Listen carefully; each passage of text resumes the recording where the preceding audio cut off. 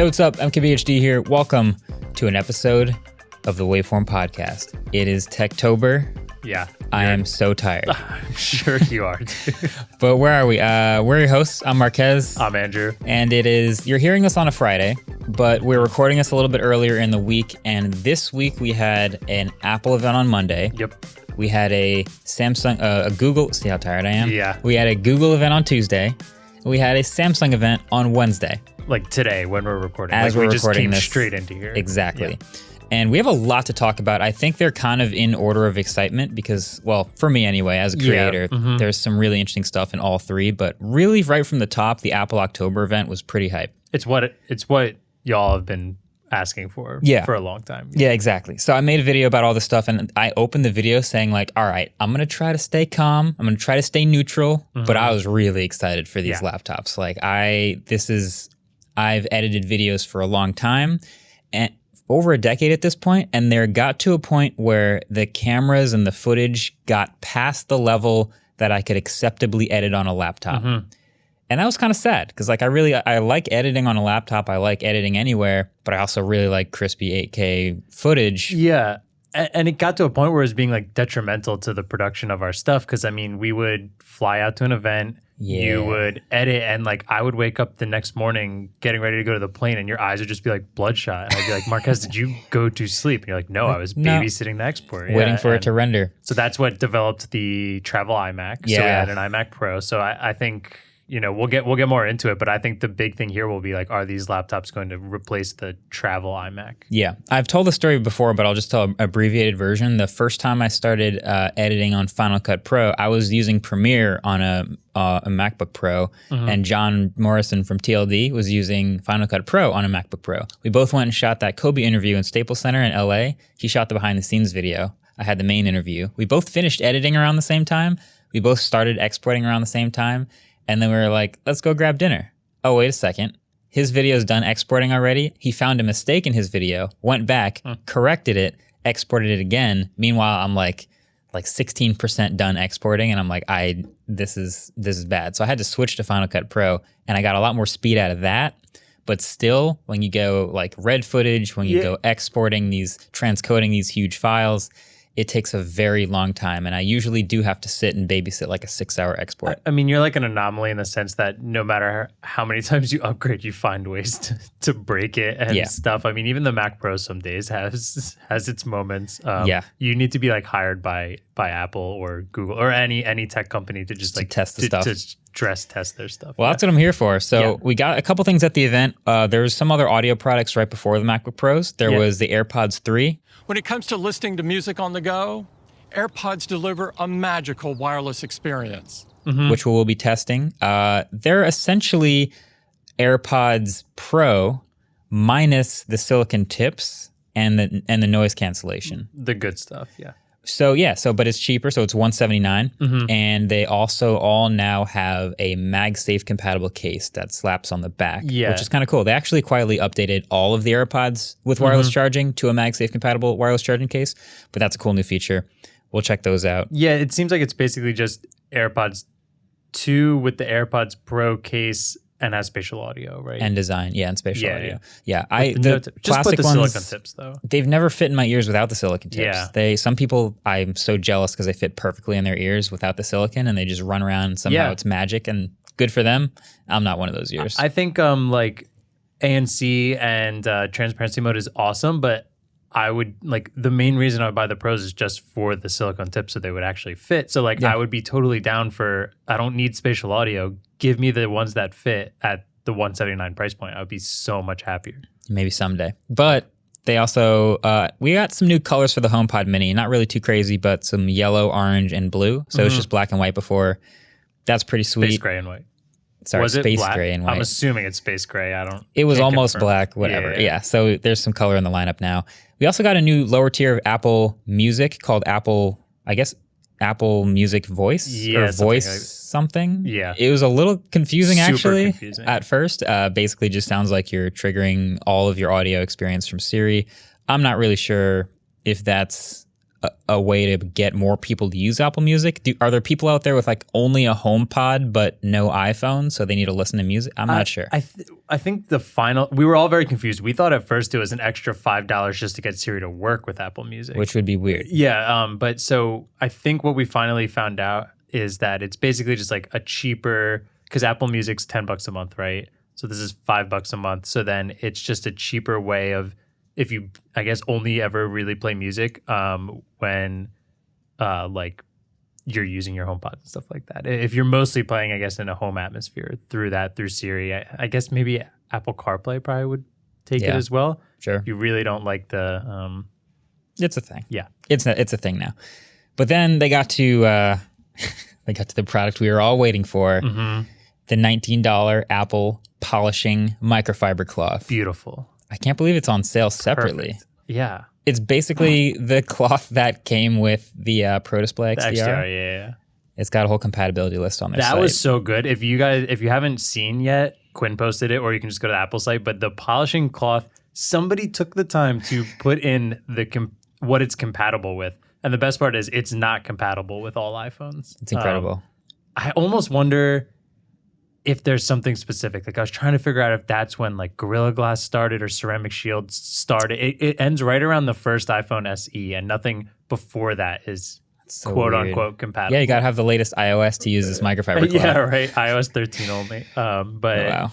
Yeah, so that was good. But for real, M1 MacBooks. M1 Pro and M1 Max. So I don't know. I guess I'll start with the chips, then get to the MacBook Pros, because it's a whole lot altogether and they're a package. So M1 Pro and M1 Max are the upgraded versions, higher end versions of Apple Silicon. I've also explained all of this in an MKBHD full video, but essentially they're much bigger GPUs. Yeah. Much beefier on the GPU side. The M1 stuff was great. It wasn't super heavy on the GPU because these were replacing machines that didn't have dedicated GPUs. So it's integrated. That's cool. Now we get these big GPU cores. So M1 Pro, 14 or 16 GPU cores. Much bigger GPU, and it's a physically larger chip going into this machine. And then there's M1 Max, which again is 10 CPU cores, but it's doubling that GPU again. So an even physically bigger chip, but way more GPU. And we're starting to get these crazy numbers, like the memory bandwidth numbers are 200 or 400 gigabytes per second. Yeah. Up to 32 gigs of memory on M1 Pro or 64 gigs on M1 Max. I think they're being equated to like a RTX 3080.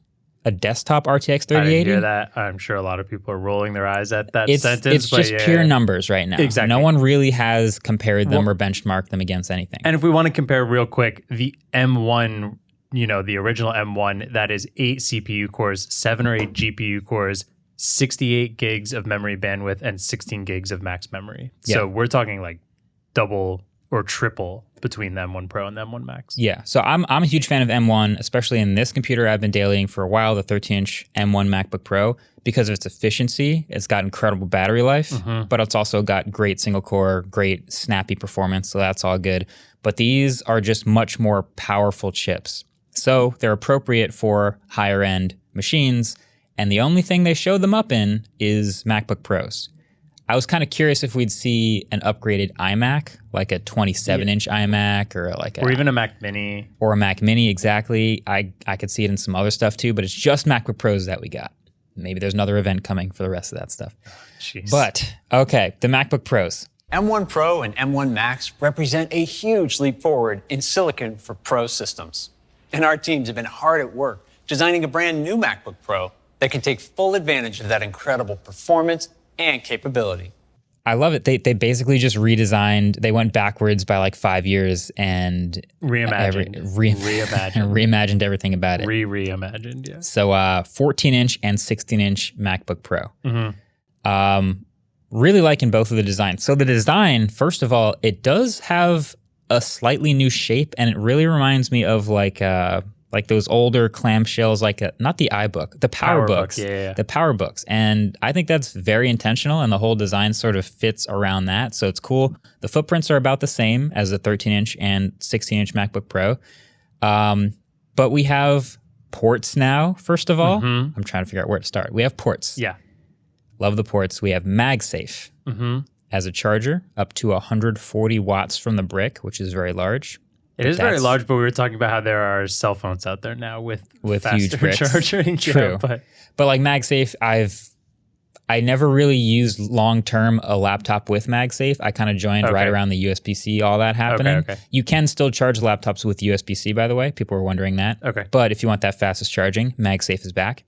Can I just quickly say, with a braided cable also, which I'm very excited for. My old MagSafe cable, when I was in college, I was like doing work one day on it, and I heard a pop and smelled smoke, and the cable like next to the computer had like frayed and somehow like shorted it or something like that, and I had to go get a new charger. So I'm hoping the braided cable will fix that a bit. Well, the other good thing is it's separate from the brick. So if that happens, you can just get rid of the cable or the brick, whichever. It used to be like that also, but like I think it shorted the brick due to, I don't know exactly what it was, but yeah, it was bad news. It's not fun having to spend $80 on a new charger when you're in college. Yeah, for sure. This one, I hope it's good. It should give you half battery in half an hour, which is pretty sweet. So that's one good port. Then we got full-size HDMI out of nowhere. I don't have a lot to say about HDMI, but it's back. It is always a good thing to have because having a random HDMI to C dongle is way less common than like a just like C expansion dongle or an SD card like reader or something like that. Right. So there's no like single HDMI dongle. It's always part of another bigger dongle. There are some. It's just like no one has one just like laying around really. We're a whole tech studio, and if we ever need that, it's very hard to find somewhere in here. We have like one hidden somewhere. So that's good to be back. We're not sure if it's HDMI 2.1 or what the spec is of it yet, but fingers crossed there. Then we have 3 Thunderbolt 4 ports, so that's good. No full-size USB, but there is a headphone jack, which supports higher impedance. Well, it's always had the headphone jack, but it supports higher impedance headphones now. Okay. Which is a very pro touch because higher impedance headphones would typically require you to plug in via USB a separate DAC, which then you'd plug the headphones into. So not only are you saving a port, theoretically, if this internal DAC is really good, but you still have, like your head, it just plugs right into the laptop, and that's nice and convenient. So that's cool. And then the SD card slot is back, baby. We all wanted. And an SD card slot enabling fast access to media. That's what I was really pumped about. I saw that slot on the side of the laptop. I was like, this is game changer. People are going to get this laptop. Game changer. I like how game changer is something they took away from us and then brought back. That's the fun part about all of this is like, we used to have literally everything I've just talked to you about. Other than the high impedance headphones, all these ports used to be on the MacBook Pro. So USB's here. It's faster with Thunderbolt 4, but like we've had USB for a while. Yeah. Thank you for HDMI. Thanks for SD card slot.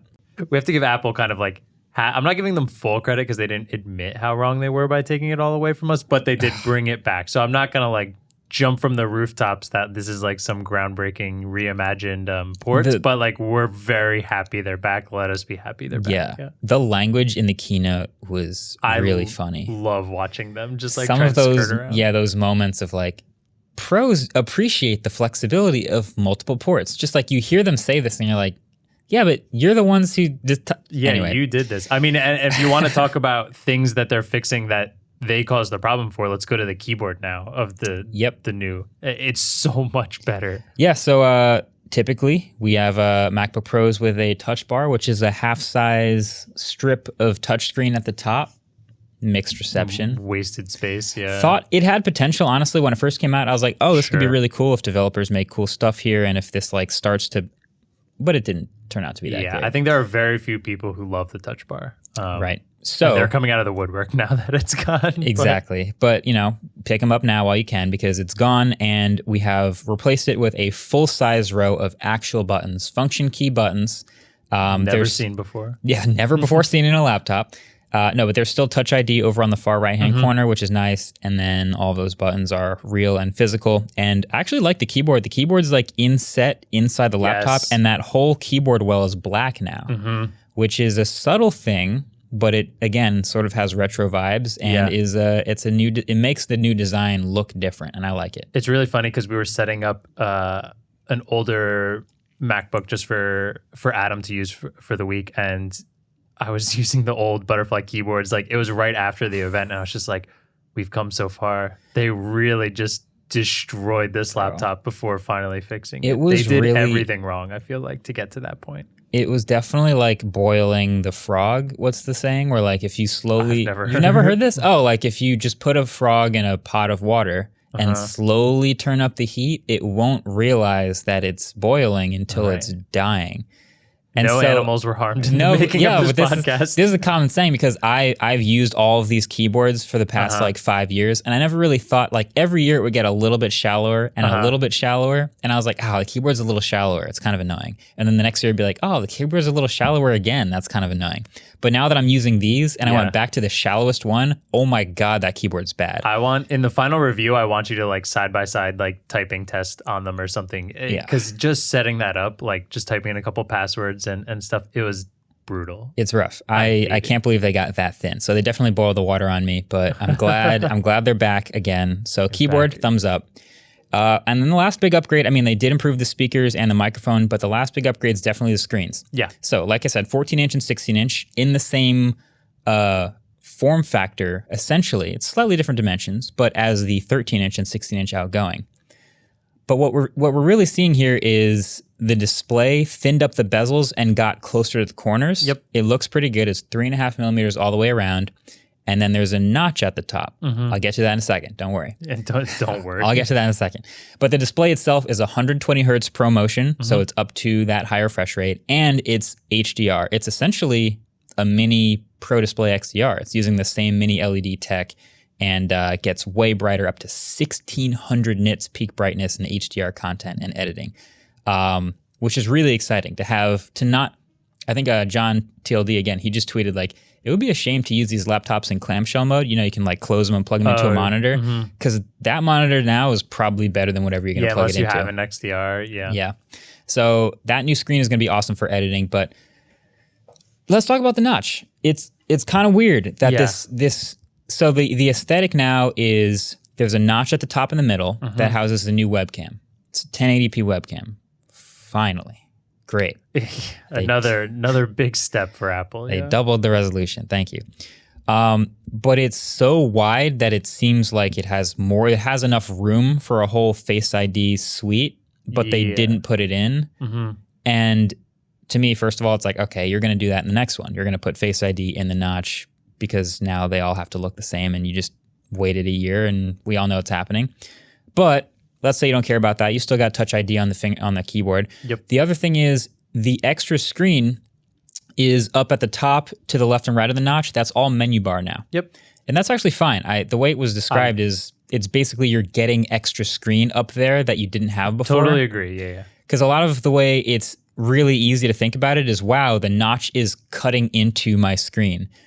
The notch is just the last bit of the screen that you didn't get rid of. Does that make sense? Like you're getting more screen and the notch is just left behind. Well, so it makes so much more sense here because like in a phone that was also the case, you know, you were getting extra screen and you were just kind of getting your notifications up there. The problem is on a phone, it's really easy for your notification bar to fill up and then you don't have that space.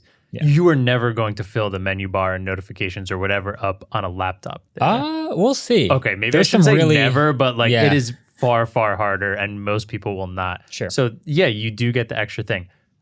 I'm pretty sure I know what you're going to complain about. What? That the menu bar is like 4 pixels longer than the notch. So rather than it just being perfectly flush with the menu bar, you like see the menu bar under the notch, and it's just this like little tiny thing that is super frustrated from a company that just takes design so seriously. Seeing that makes me believe there's a reason for it. I just am not exactly sure what it is yet. I think it may just be because the area underneath the display or the area underneath the notch is a little bit taller than 16 by 10 or whatever aspect ratio they're going for. And so now when you full screen a video or full screen any app, it's going to full screen underneath the notch. The notch will never cut into anything. Oh, that's another thing that kind of peeves me a little bit. What? It's like when you're in a full screen video and you have the bars above the video, it centers the bars as if the bottom of the notch was the top of the screen. So when you now black out the part with the notch and you add the extra black bars, there's more blank space on top and the bottom. I mean, these are super nitpicky things, but again, like in a design perspective, it would feel much better if it was evened out. Yeah, if they could move it up a little bit. But you know, it's never, the notch will never cut into anything. No. Which is good. But yeah, they're totally going to add Face ID to the next one that they make. It's just this one doesn't have it. And I would have actually been totally fine with Face ID in the laptop. Like Windows Hello, you just open the laptop, it looks at you with the webcam for like a second and it just unlocks. This would have been a more secure version of that with like their Face ID tech, but it's not here. So I have a feeling this is a notch that's going to slowly melt away to our eye. And I wouldn't be shocked. I don't mind it at all. I think it's totally fine. Again, you're getting extra screen. It's just those little tiny things that kind of make it look not perfect. Or, you know. In an otherwise incredible machine, this is probably the easiest thing to like trash on, this notch. I mean, it's the notch. It's easy to trash on. But other than that, they're expensive. The 14-inch starts at $19.99. The 16-inch starts at $24.99. And you can max both of them out with the same specs, the same M1 Max and 64 gigs of 64 gigs of memory and all the high-end stuff, 8 terabytes of storage. And the highest end 16-inch, I think, will be $6,100. So you can spec it up pretty high. I think the highest you can get with like all the programs like pre-installed. If you like add Final Cut, $6,600. Sure. But yeah, 61 for max hardware and everything. Yeah. My only other gripe here is the name Max in a Mac is very confusing. Your A-roll for any of these is going to be brutal because you're just going to get tongue-tied for everything. There's a couple M1 Max on the way. I don't even know what you just said. There it is. So, definitely stay tuned for the reviews of these. I'm very excited. I hope I get to edit on a laptop again. That's my ultimate goal. I really feel like the final test in that is just like, do we ditch the travel iMac? Yeah. The travel iMac, it's an iMac Pro right now that's sitting in a massive Pelican case. It weighs about 70 pounds. I think we could fit Hayato in that Pelican case. Oh, easily. I could fit in that case. It's huge. But we have to, we literally like pull up to the airport with like all our bags and then this massive rumbling box behind us. And we go, can we check this bag, please? And they're like, is it oversized? And they're like, look at it. Yes, it's oversized. And that thing shows up on the other side in the oversized baggage, and then we set it up in the hotel, and it's a desktop. So if we can not do that ever again, this laptop's a huge win. I don't care what anyone says. All right, well, that's enough for Monday's event. Let's get into Tuesday. So Tuesday, we had the Google event, the Pixel 6 reveal. Now, this was a mysterious phone because nobody knew what the Pixel was going to look like. No one had any clue if there would be 1 or 2 pixels, if they would have like a weird camera design. No one had any clue. Yeah, would we see the Pixel Ultra? Yeah, would we finally get the Ultra? This is heavy sarcasm in case you can't tell. We knew what they were going to look like, but we were finally just getting sort of confirmation and prices. Basically, it was an hour-long price reveal, even though they released the price in the first like 5 minutes. Yeah, price reveal and some cool feature demos. Yeah. So neat. And we do have them here in the studio officially. I can show you. There it is. And I can even unlock it and show you the home screen. There's my home screen. I can't, as of this moment, show you anything else, but we can talk about all this stuff that we went over in that hands-on video. So the prices are the most notable. $599 for the Pixel 6, $899 for Pixel 6 Pro. Were you surprised when you heard those prices? I feel like we were guessing them and we were guessing a lot higher. Yeah, surprised, but for kind of different reasons. So with Tensor, it's really hard to kind of guess where the price range would be. I think the most surprising thing is the delta between the prices of how high they are. I could have seen both phones going for $599, $799, like a $200 difference, or $699, $899. But to see one at $599, $899 puts this like just huge gap between the two, where then you start to wonder like, where's your money best spent kind of thing. $599 is an awesome price tag. Agreed. So we're seeing like, because Pixel 5 with, you know, a kind of smaller chip than like the flagships at that time. So I was kind of expecting like maybe it would be really awesome, you know, Pixel's never really killed their hardware compared to other flagships and stuff like that. You know, if they can undercut some, it would be really, really awesome. Almost like the new OnePluses, like, you know what I mean? But so seeing $599 is great. Yeah. $899 is still a little under, but it's pretty up there still. Yeah, that is pricier. So yeah, I don't know. There's a lot of interesting stuff. I guess let's start with the differences between the phones. Like, I think that's the best. If you haven't seen the designs by now, like it's got the camera bar on the back. It's got these big screens, 6.4 and 6.7 inches. They're big phones. They've got these unique colors and obviously Android 12 Material U. But the difference is, okay, for the $300, you're going to get one you get a slightly bigger screen, 6.7 inches, and you'll get that screen to be 120 hertz instead of 90. Yep. And you'll get that screen to be slightly curved around the edges instead of flat. Yeah. And so it has like slightly smaller bezels. Yeah. That is neat. And I think a common sentiment is like people were like, why isn't there a small one? I wanted there to be a small phone.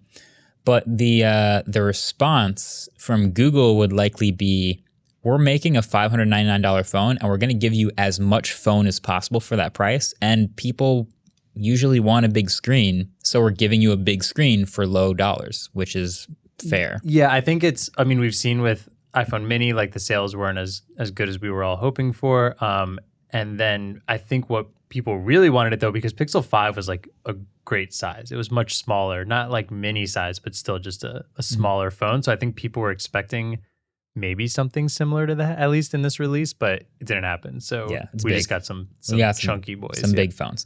The big phone also has a bigger battery. It's 5,000 milliamp hours versus I think it's 4,600. I mean, those are still both like great battery sizes. Both pretty big batteries, so that'll be fun to test. They both have the same tensor chip. They both have the same specs, other than 12 gigs of RAM in the Pro versus 8 in the regular 6, which is a bit more RAM, but they both have a lot of RAM. Then you get these glossier sides on this Pro phone versus actually matte black sides on the 6. I actually prefer the matte aluminum on the 6. It's versus something this. Pixel's been doing for a bit. Like I still have the Pixel 4.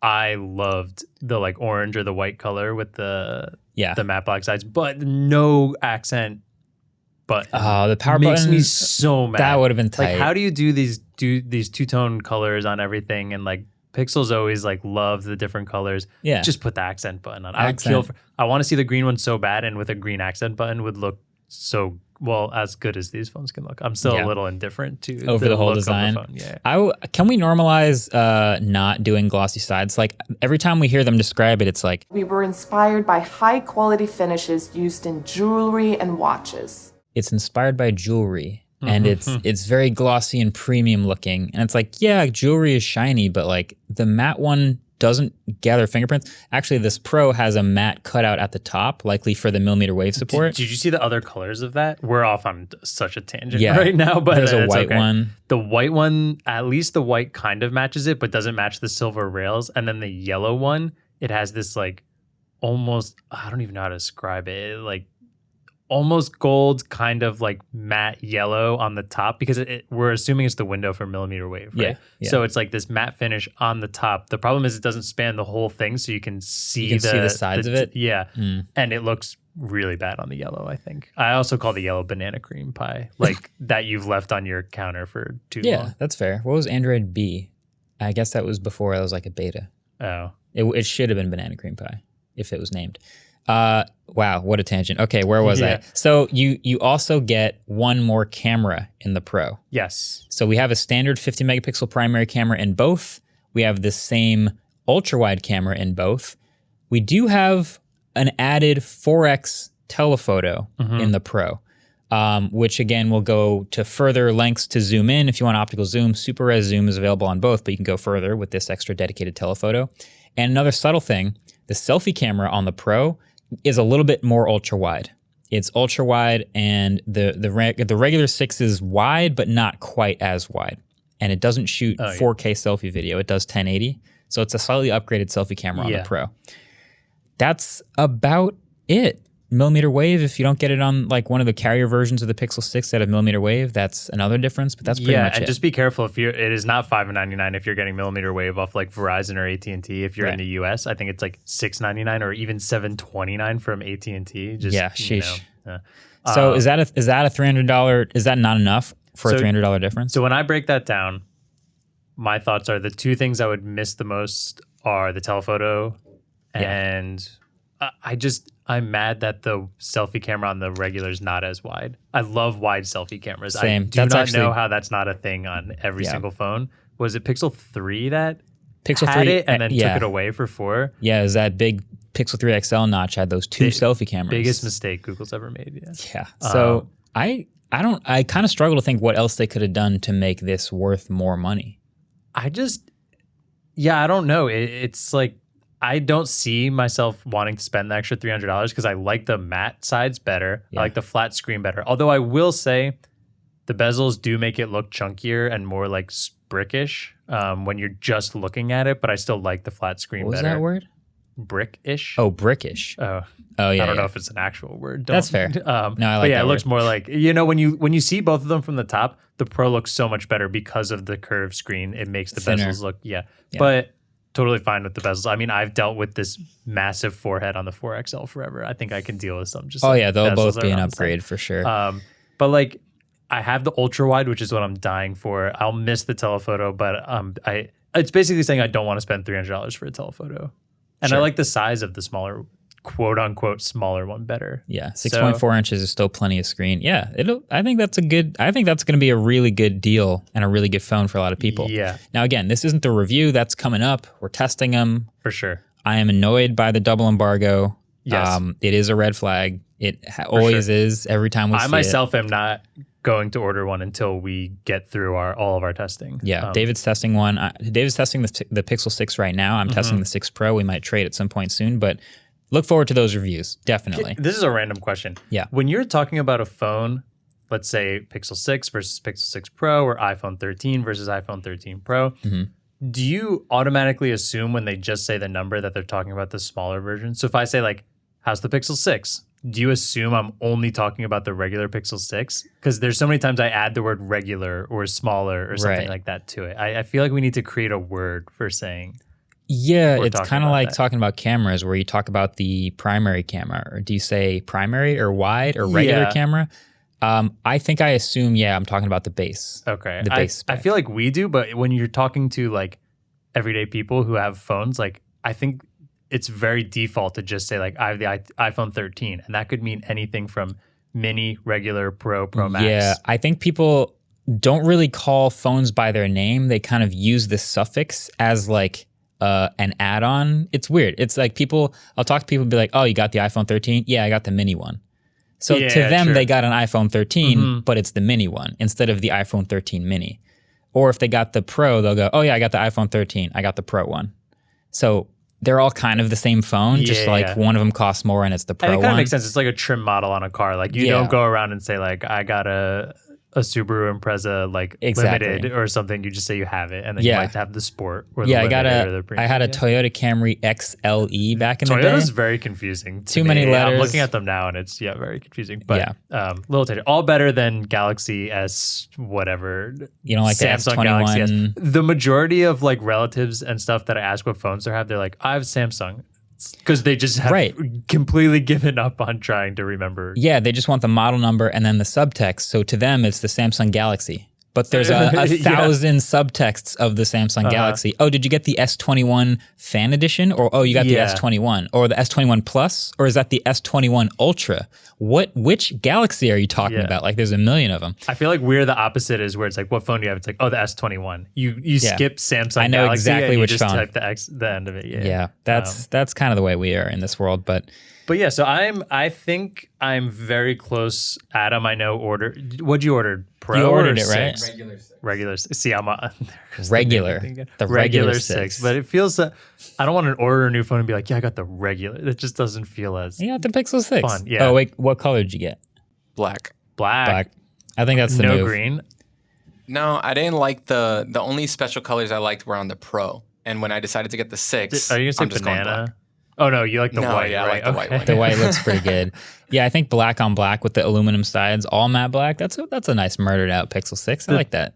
It looks good. I kind of dig the green, even though I dig like the more olive green of some other phones that have been doing it recently. The thing is I'm a full case person at this point. I kind of hate to admit. Does that mean is that what like being old in the tech world is No, we're no, using no, a case? Okay. No, we are in a very isolated, weird world where no one uses cases. Yeah. But outside of the studio, everyone uses cases. Oh, that I Everybody. know, but like in this world of people listening to the podcast right now, like, am I getting shunned? Can it's you funny. tell I'm over 30 because I use a case? No, I even polled on Twitter, do you use a case on your remember phone? that. And it was way higher than I expected. Even among our audience, it's higher than I expected. Which is funny because it was lower than I expected. Oh. It was like 70, 75, 25, 75, right? 25, I yeah. expected it to be, even in our tech-based audience, like 90, 10. Because in the real world, I think it's like 95.5. Yeah, same. Actually, crazy. my friend, I don't know if you know Chris, but we went rock climbing outside, and he's no case, and his phone is just like sitting on the rocks. Or Rock on the climbing ground. with no case? Well, he doesn't keep it in his pocket when he's climbing, but when he's putting it down, it's not in a bag. It's just on, and Face he'll be down like, on a boulder? Yeah, and I'll like move it out of the way. I'll pick it up to sit there, and then I'll be like, I won't put this down, and I just hold it on my lap then because I'm too scared of breaking his phone. Dude, I'll put my phone face down on my own desk next to my bed and be like afraid to like drag it because I might get a thing of sand or something. Yeah, I don't know. My That's case, bold. I'm full blown in the world of like, I will just toss my phone on the ground when I'm out climbing or when I'm like at home doing work and stuff like that because it has a case on it. And Well, I the just cases trust it. for these phones now, I think the like obvious thing to do is like cancel the camera bump. So the camera visor, or they're calling it a camera bar, whatever you want to call it. I like that. Camera Someone bar is called it nice. A camera mountain range. Yeah. I mean, it's everything. It's huge. It's the whole width of the phone. But like that's nice because now it doesn't rock from side to side Yes. when you're typing with it face down or Yeah. face up, which is nice.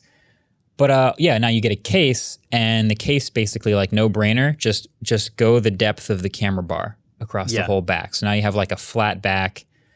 I think that's fine. Yeah. Can I say this is a little off topic, I should have said in the beginning, but for anyone who has seen the renders of these and like videos of these, and you're buying one, the camera bar is not as off the phone as you think. When I first saw it, it looked like it looked like you could like pinch it up from that, like with your finger. Protruding, yeah. But the phone itself is still thick. It is a thick phone. It is a brick. And then you add that on top, and it almost feels like the full thickness that I originally thought, except that less of it's the bump, more of it is the phone. Where previously I just thought it was a thinner phone with a gigantic bump bar, whatever you want to call it. I think this is so exciting because the Pixel cameras have always been so good. And this design language screams, we care about this camera a lot. Like we went deep, we put in extra space. There's a lot of hardware here, big camera thing. And they focused on the camera for a while in that event. Yeah, a lot of cool stuff in there. A lot of cool features, like software features. They did faking long and short exposures. Oh my, we didn't talk about Magic Eraser. Magic Eraser is pretty cool. Okay, wait. So I'll do the exposure stuff real quick. Yeah. So if you take a picture of a moving subject with the right shutter speed with a nice camera, you get a blurred background but a sharp focused object, which is kind of cool. It's like you have to get good at it, but like you take a picture of a car passing by or something, you can nail that in sports.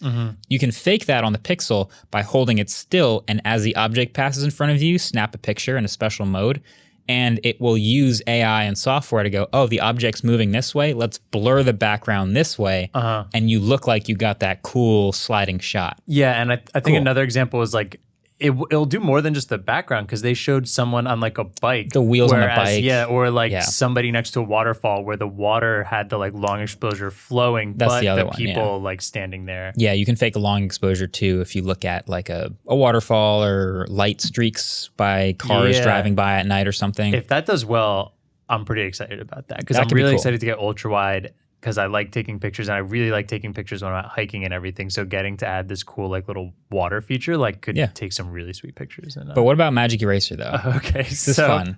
I mean, my first thought was, I still don't remember what they called it, but the chain link fence from like 2016 at Google I/O, which was like, Google Photos is now going to erase these things in the middle of your picture, and it just showed this like really cool GIF where I remember at I/O the oohs and ahs that came out of it were like one of the biggest parts of the event, and it was like a kid playing baseball with a chain link fence in between it, and it just erased it. So this immediately reminded me of that thing that they just never talked about again. It's off in the land of misfit toys with the Bixby speaker and the air. What is the AirPower? The charger? Oh, I keep AirPower. forgetting. AirPower. Yeah. So essentially, what it seems like is if there's one of the examples they did was amazing. It's stuff in your background. It seems like it will content autofill, essentially content aware fill. Yeah. So if there's something over your shoulder or in the background of a photo, and it has a somewhat clean enough background or repeatable enough background that it can identify that thing, you open the Google Photos app, you go into this Magic Eraser tool, and it automatically finds and highlights that thing. And if you don't want it there anymore, you tap it and it disappears and it fills in the background for you. Yes. Seems really cool. I know from my experience with Content Aware Fill and other tools that it's highly dependent on the ability to reproduce the background well. And of course, we have Tensor now. We have Google Smarts. We have AI. We have all these cool tools. We've talked about Luminar AI before, just hey, replace the sky, and it just knows what the sky is. So we've seen some really cool smart photo tools. I'm very curious how well this one will work in the real world case of like, I have a photo bomber over my shoulder in New York City. Will it erase it, but like put a taxi where he was, or what's gonna? Yeah, that's what's weird is like Luminar AI is replacing it with something. This is supposed to be content aware filling it, so it's supposed to be what's in the background. So if you have a very busy background, I cannot see it having a good time doing that. I think it'll be really awesome for people if there's like something very minute in the background. I know exactly how I can make this work well. Like just because of how I've seen it work, especially in Photoshop and the new After Effects tool, like if you give it grass and you just put like a ball in the grass behind you, or a person with like just sky behind him. Like that contrast, it'll be able to fill that in no problem. The problem will come if you're on like a sidewalk and that person behind you's feet are on the sidewalk, but their legs are over the pavement, their torso's over a car, and their head's in the sky. Like, and half a fire hydrant next to them and like all this other weird stuff. That is going to be a mess in the background. But I think it'll be really great for just like Instagram, where it's a smaller photo and maybe there's just like one person in the background. You might not notice it that much after you touch it up. But what I did notice is they were all background pictures it was fixing. So depending on how well that does, I think the chain link fences are still going to be blocking all of our shots. And right. Yeah. I will celebrate the day when Google finally I talked to Google about this, and they suggested that this was instead of the chain link fence feature. So they said, you know how we would get rid of the, the chain link fence example? Did they actually say that? They brought the chain link fence up and they said, well, we found that people actually like to take things out of the background. So to me, chain link fence is never happening. I also don't know anyone who takes that picture with the chain link fence in the front. You just go a little bit forward. Hold on. You can't, though, be Google and say, you don't need an ultra wide, you need a telephoto because you take pictures of your kids playing sports. That's and then fair. Say, I'm not going to take a picture behind the batting cage at my kid's baseball game. Yeah, I guess I was picturing you like 3 feet behind the fence taking it through it. No, you're 10 feet behind the fence you're with in the the telephoto. stands. Yeah. Okay, yeah, that's fair. Well, maybe they'll keep working on it. I'm not crossing my fingers anymore, but I think we'll officially put it in the graveyard with air power. Yeah, with products that were announced and then silently sort of disposed of. That's the Pixel, man. The reviews are coming up. I think the prices are the most interesting part of the Pixel because they're so competitive, but stay tuned for those reviews and we will have them probably next week. All right, well, that's enough of Tuesday. That's enough of Tuesday. Wednesday, we had the Samsung event. The biggest event I've probably ever seen. Yeah. Oh, yeah. It was fireworks the whole time. straight heat from top to bottom. No, that's sarcasm too. This was a small one. So it was Samsung Unpacked 2 for this year. It was very small. Like they didn't even have briefings or anything for it. Not really any new products. It's just new updates to some stuff. The one I found interesting was Z Flip 3 has some new colors. Or it's not really. Well, not new colors. It's new customization of mixing and matching colors. So you can have now you can have a yellow top half and a blue bottom half, or a red top half and a yellow bottom half, whatever. Which is cool. It's like some level of customization. Every time I see this stuff, I think back to like Moto Maker and how dope Moto Maker was. Hayato specifically mentioned that because they said, we've never offered this kind of customization before. And Hayato was like, did they say we or we've never seen? Because Motorola would like to have a word with you. No, it's them they've never done it. Classic line of like, this is the most we've ever offered. Yeah. No, yeah, Moto Maker was sick. It was like you could pick wood, you could pick the button colors, you could pick like all this other stuff. This was just mix and match colors, basically. Yeah. But that's cool. I like that. It's $100 extra to do that though. I don't think that's that unreasonable. If you really want to mix and match colors, then sure. I will also say, and I kind of missed it, but I think Hayato saw it also. He said the Z on the box reflects the color choices that you make, which is kind of cool. That's nice touch. Yeah, nice touch. If you're spending $100 extra, they go the extra mile for it, I guess. That is cool. There's some other little things. There's some watch updates. Yeah, they also had a special edition. I forget the designer. But they collabed with another designer. I won't try to pronounce it because I'll mess it up. Yeah, but I think it was a watch band and earbuds. Exactly. And then the Watch 4 series got some 4 new watch faces. They also now have a gesture control where you can knock for a quick launch of a feature, which is pretty sweet. And there's fall detection now, so neat. SOS notifications if you fall from the Watch Series 4. That's about it really for Unpacked 2, not a whole ton. But we did also have 2 other things this week because it's a lot. Yeah. We have Surface Duo 2, which is, how do I describe it? Well, we've brought it in here. I haven't, like you said, we've been super busy. You did a lot of this video and you've been checking it out. We've had it for like 2 days, I think, by the time we're recording this. I haven't really gotten to see it yet. So this is my first time seeing it. So as you open it up, yeah, we saw the Surface Duo 1. I'm really interested how people are going to receive this and like try to understand this. But Surface Duo 1 was like really sweet hardware, but then a really rough experience otherwise. Like buggy software, poor cameras, bad battery life. Like there was not a whole lot else going for it. It was a cool idea because wow, a dual screen passport slim thing in your pocket seems really cool. So this is the second one, right? Yeah. They've made a bunch of improvements. This is what I say in the video. They've made a bunch of objectively great improvements to it. Things we asked for. Even. And have realized in the process that it's now actually worse to use, which is really strange. I don't really see too many examples of this, which makes me like step back and like contemplate the entire form factor as a whole. So that's what I tried to go into in this video. But you're holding it now. Yeah. Do you have any I'll do my super quick 1 minute thoughts on it.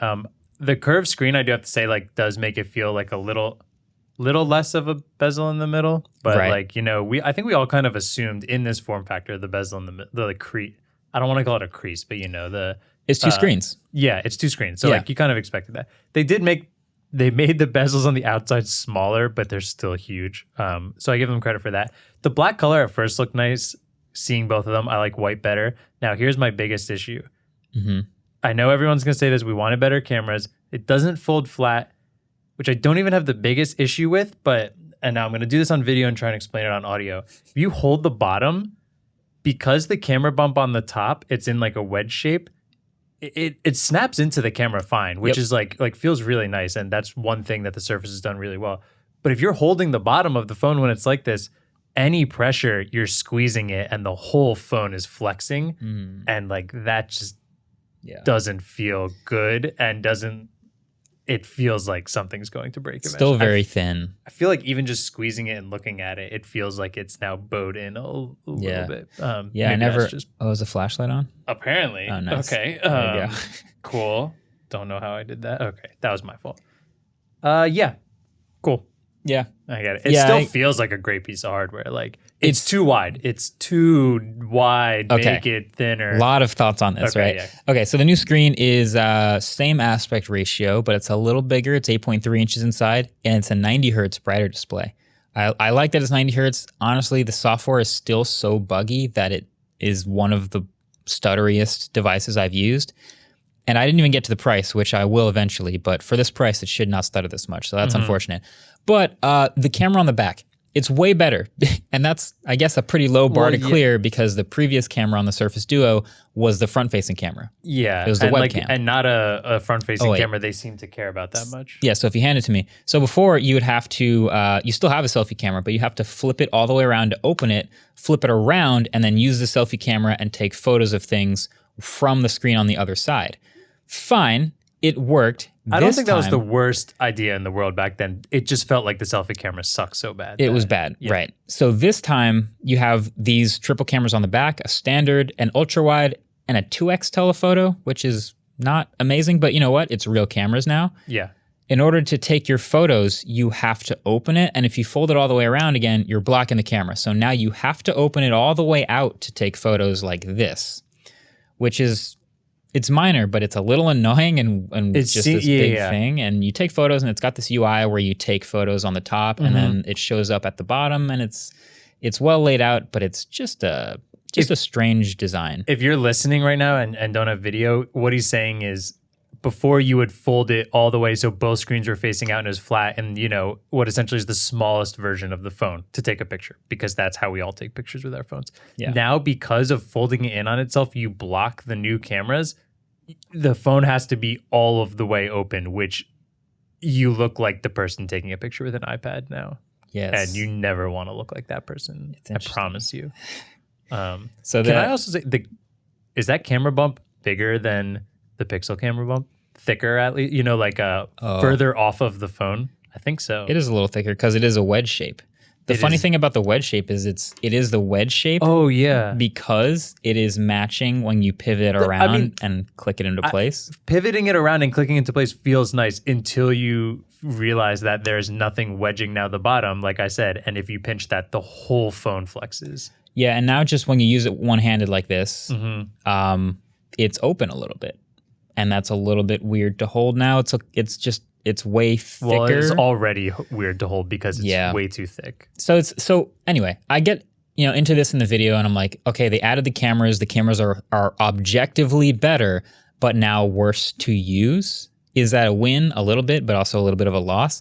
And there's also like these weird quirks about the software where like I still have a lot of touch responsiveness issues, which is strange in this software. It's Android, but it's it's dual screens and I'm trying to span apps across the screens.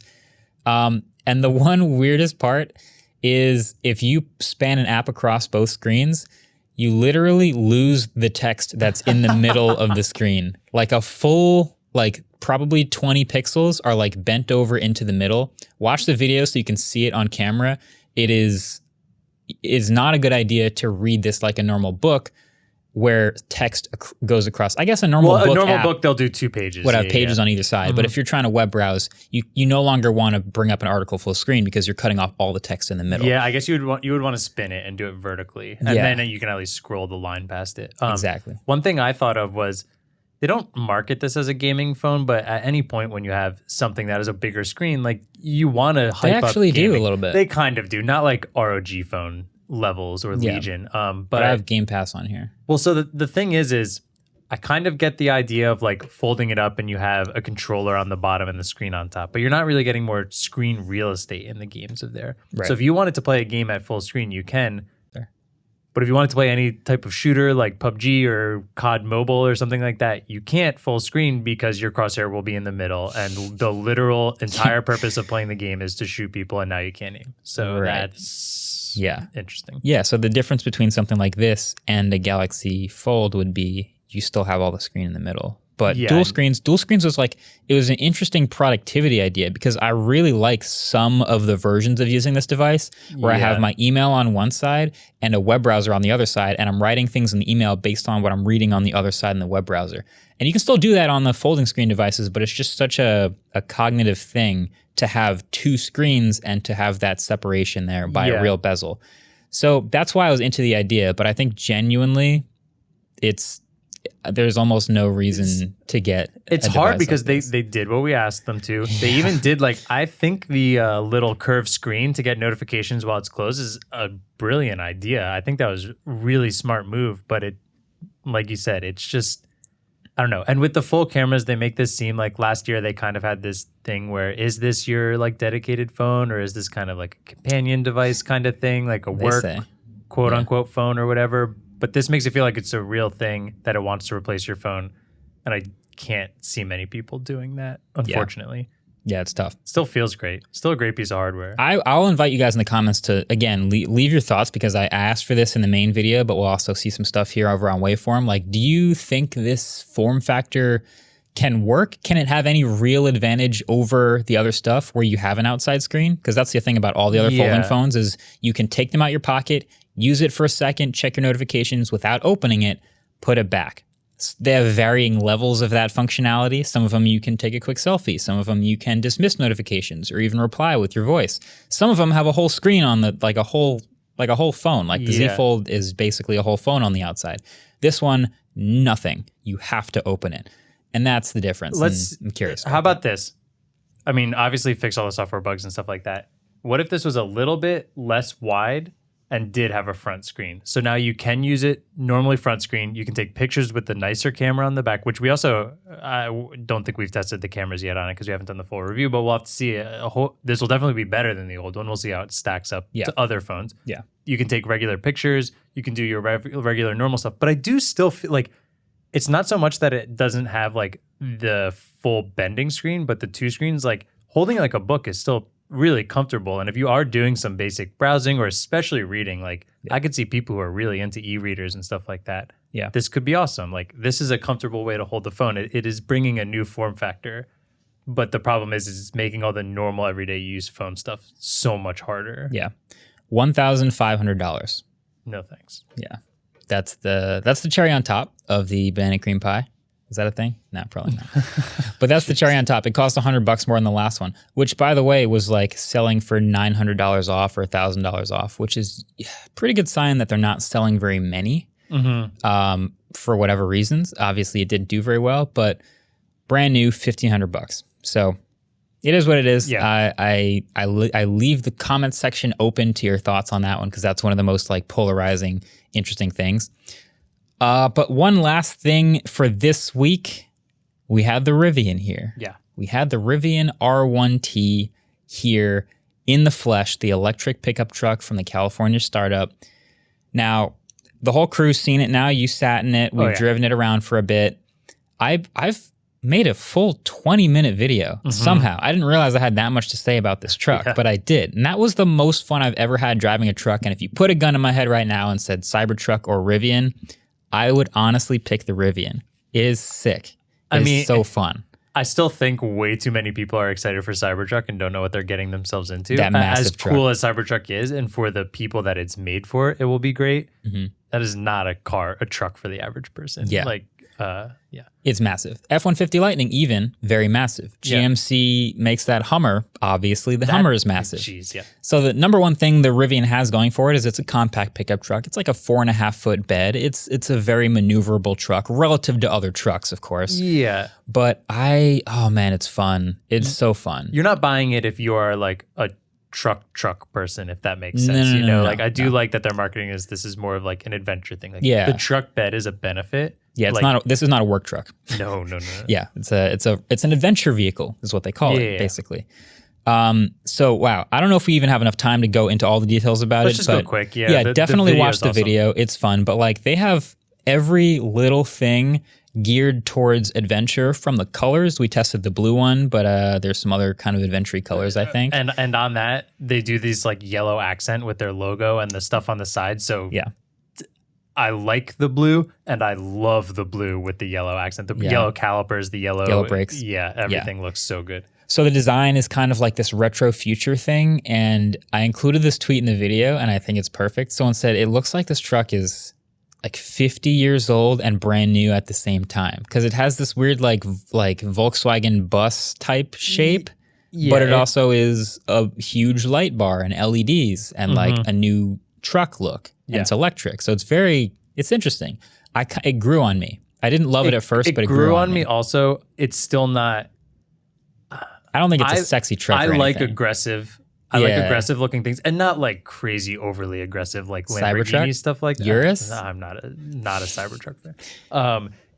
So from the side profile, absolutely love it. Yeah. It looks so good. The light bar kind of like comes over to the side so you can kind of see it in the front, and that gives it that kind of like harder edge, meaner look to it, while still being like, not insanely boxy and everything. But the front looks like it's like wearing glasses like a grandma. So that's the only thing, and I like it. I'm not saying I don't like it. I still like the design of it. It just has this kind of like, I don't know if tacky is the right word, but it looks like it's trying to be an outlet. And to me, it's like, we're from the future. We're electrical. Plug me in. And I don't know. It's like funny, that. yeah. Thinking of it all like that, I don't love it. But besides that little gripe, I love this. The bar on the front. I love this. The bar on the front is LEDs, and when you plug it into charge, it lights up green and pulses. Okay, but still not as cool as the Hummer that the lights like ticked up like a battery. That was the coolest. But that is still very I could have sworn somewhere I thought I saw that the Rivian was going to do like a progress bar green, and I guess like across the front. Yeah, maybe that was a concept or something, but that would have been cool. But it just pulsed, which is whatever. It's pulsing and it's sitting there green. I've never gotten more looks and questions about anything I've driven. So different. Ever. I've driven the 720S daily. I've driven it around regular streets. I've driven the NSX. I've driven obviously other Teslas. The Cybertruck's going to get the same thing, but I drove this to like go get dinner. I drove this around like my home neighborhood. My neighbor has a truck. Immediately he was like, what is that? Like people just pointing from their cars and I can see them like, oh, what is that? It's got to be the lights, but it's also just the whole like it's the lights. electric it's truck for sure thing. the lights. And just like the sportier, I know there are sportier colors on trucks, but like you don't see it as often. You see so many black, silver, white trucks, and having this like blue, yellow accent truck is like stood a out. bit different. It definitely stood out. The specs are pretty simple, 314 miles of range. You're going to do, you know, public charging and home charging for now. They're building out as of right now, they're starting to build out the Rivian Adventure Network, which I would describe as like kind of like the Tesla Supercharger network, but for Rivians. Oh, really? Yeah.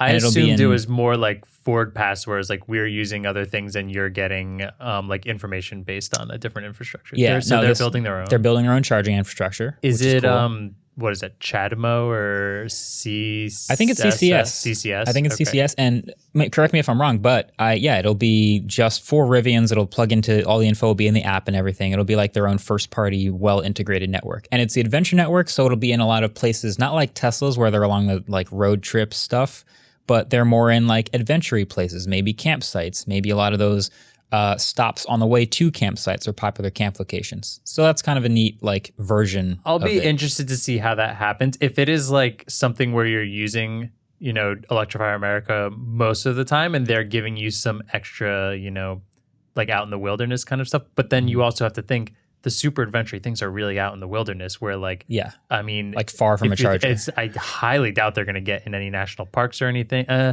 think maybe they said one or two. Yeah. I mean, like I could see like Yosemite at like the main like Valley Lodge area or something like that. But most of these campsites, like you're not getting cell signal out there. You're barely getting running water in all the bathrooms in there. Like to now be a startup and pop up these chargers seems a little tough, but I guess there's RV campers and stuff in a lot of those places that they'll give you electric too, but we'll see how that does. We'll see. It's brand new. None of them exist yet. We're just getting that started, but that's the idea. But I think the 314 miles of range is the important spec. That's pretty good. And they have something called like a max package where it looks like in the future 400 miles. Yeah, they're offering a $10,000 upgrade for 400 plus miles, but that's not shipping yet. I'll believe it when I see it. Okay. I don't know when that's going to come out. That would be, future. Oh my goodness. That sounds great. 10 grand for an extra 100 miles sounds awesome. I mean, I'm already looking at this as a very expensive truck that it is, so like in my fantasy world where I'm getting this, of course I'm going to spend an extra 10 grand.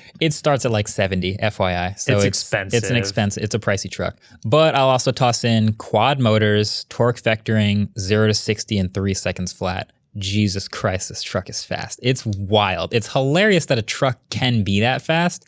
And I don't want to describe what I did on the highway in too much detail, but it shouldn't be able to do what it does on the highway. The it's whole awesome. EV truck thing, like we're now at the point where a lot of people have experienced like electric launch in like a car, but the truck world is just gonna be confused. Like that's what's so weird about it. I did a launch. Launch control. Yeah. It's a pickup truck. There are people who mod trucks that this does happen. Please comments. We understand that this can happen in a truck. My grandfather raced pickup trucks. Yeah, it is just not a common thing though. And we all can agree with that it's just going to be really weird when you pull up to a light when somebody's like modded Lancer or like STI or something, and they're you just like pull off in the truck, you just torch them in a pickup truck. It'll be hilarious, and silently too. It's not like the old, like my grandfather drag raced pickup trucks, and actually he drag raced an old F-150 Lightning. I remember. Oh yeah, which is kind of awesome. It was the performance version, but that's like a loud, obvious thing that's happening. Where this would just be like you just take off, and it's just So what was kind of interesting though is because it was on the off-road tires, which I do think they said get less range, obviously, but 10 to 15% less road noise on that. It's like it almost feels like you do have some noise. Obviously not like combustion engine noise, but there was a lot of road noise when we had the windows open and you were really hitting it. Yeah, you can hear it. Yeah, but overall, this truck, like with the gear tunnel, with the it has like lights in the back, it has like its own cover. I forget what they called it. Something like that. It just had the Bluetooth speaker, the flashlight in the side, just like the extra space under the seats. The front trunk was good. I still like the F-150 front trunk better because it lowers it down a little bit and you can kind of like sit on it. but like Air compressor. Yeah. But for me, as somebody who flashlight, Bluetooth speaker. It's like for me as somebody who kind of thought about the F-150, realized it's just too big as a commuting. This feels like kind of now that in between of like, I'm kind of on the fence in the commuting aspect of like a like crossover, but like kind of want the Extra, bed, right? Like a truck bed would be awesome. That could commute and be fine. I still wouldn't drive in like the city, but for like my 50-minute commute, I absolutely love the Rivian. It's totally converted. I found it. I know the city question is obviously mostly a parking question, but I found it very maneuverable because of the torque vectoring. It had a pretty tight turning radius. Like I never had any problems parking it.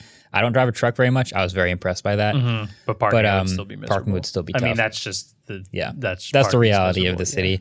I think the gear tunnel is the coolest, smartest thing that they could have done because it leans directly into the adventure stuff, which is the Rivian stuff. But it's also just like extra storage and a cool EV thing. And just like for you and I, we've both played Ultimate. My new hobby has the same thing where it's just like we play a sport where we have another pair of shoes, cleats, climbing shoes. They smell miserable. And you don't need want to put it in storage. So that is isolated. Literally sealed storage where I don't have to accidentally forget them in my trunk and then gag as I get into the car the next day. Sounds fantastic. Yeah. So this is, and you can get a camp kitchen attached to it. You can attach like a weight to it. Do we know if those are available? And now I think I'm kind of thinking this because Tesla's been our main EV thing and Tesla really likes to sell you right off the bat and not give you options later.